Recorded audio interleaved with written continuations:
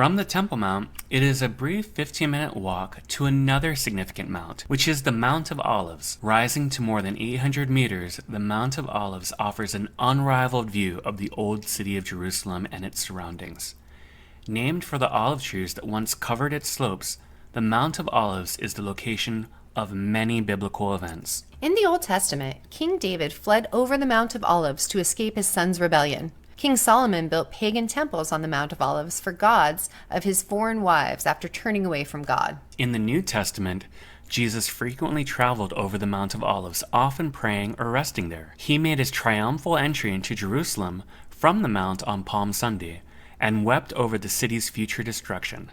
It is also where he gave a major address to his disciples, foretelling his second coming. And it's where he prayed the night before his arrest. According to tradition, Jesus ascended into heaven from the Mount of Olives. Jewish tradition holds that the Messiah will descend the Mount of Olives on Judgment Day and enter Jerusalem through the Golden Gate. Because of this belief, Jews have sought to be buried on the slopes of the mount, making it one of Jerusalem's main cemeteries, with an estimated 150,000 graves. The first site we visited on the Mount of Olives was the Garden of Gethsemane and the Church of All Nations, or the Basilica of Agony. The Garden of Gethsemane, near the foot of the Mount of Olives, is named in the New Testament as the place where Jesus went with his disciples to pray the night before he was crucified. Covering about 1,200 square meters, the garden was well known to the disciples as it is close to the natural route from the Temple of the Mount of Olives to Bethany. The name Gethsemane means oil press in Hebrew, and oil is still pressed from the fruit of the garden's 8 ancient olive trees. The garden's ancient and gnarled olive trees give it a timeless character. Behind a fence of iron tracery with Byzantine motifs, these trees create a spiritual atmosphere for visitors. While the current trees were not standing during Christ's time, they are believed to be descendants of those that were. This is because when an olive tree is cut down, shoots will come back from the roots to create a new tree. Some research has dated the root material from the garden to be about 2,300 years old. Adjacent to the Garden of Gethsemane stands the Church of All Nations, also known as the Basilica of the Agony. Built over the rock where Jesus is believed to have prayed in agony before his arrest, the church was completed in 1924, marking the third church on this site. The Church of All Nations blends the facade of a typical Roman basilica with a roof of 12 small domes, suggesting an Eastern character. A richly colored triangular mosaic at the top of the facade makes it a Jerusalem landmark.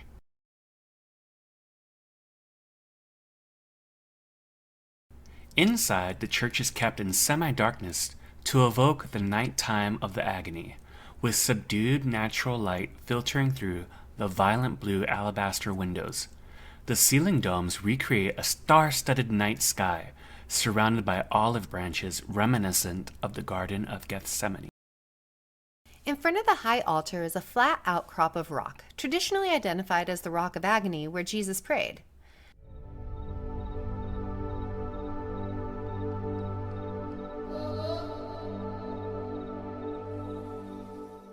The church's 3 apses feature large mosaics depicting the kiss of Judas, Christ in agony, being consoled by the angel, and the arrest of Jesus. The basilica is called the Church of All Nations because many countries contributed to its construction. National symbols of 12 donor countries adorn the ceiling domes, while mosaics in the apses were donated by Hungary, Ireland, and Poland. The wrought iron wreath around the Rock of Agony was given by Australia and symbolizes a crown of thorns with olive branches, featuring birds and sacrificial silver doves. During construction, parts of the mosaic floor from the original Byzantine church were discovered and preserved under glass in the south aisle. The architect decided to replicate this 4th century mosaic design in the floor of the modern church, suggesting a spiritual continuity throughout the ages. The facade's triangular area above the great portal displays a mosaic of Christ as the mediator between God and mankind, with statues of the 4 evangelists separated by 3 arches below. The architect of this modern church was Antonio Barluzzi. Within this episode, you have previously seen his works with the Church of the Transfiguration, the Church of the Beatitudes, and later on in this episode you'll see his other works, the Church of the Flagellation, the Church of St. John the Baptist, the Church of the Visitation, Dominus Flevit, and the Catholic Chapel of the Calvary and the Church of the Holy Sepulchre. Facing the Church of All Nations is the Golden Gate in the Eastern Wall, through which the Jews expect the Messiah to enter Jerusalem. Christians and Muslims generally believe that this was the gate through which Jesus entered Jerusalem.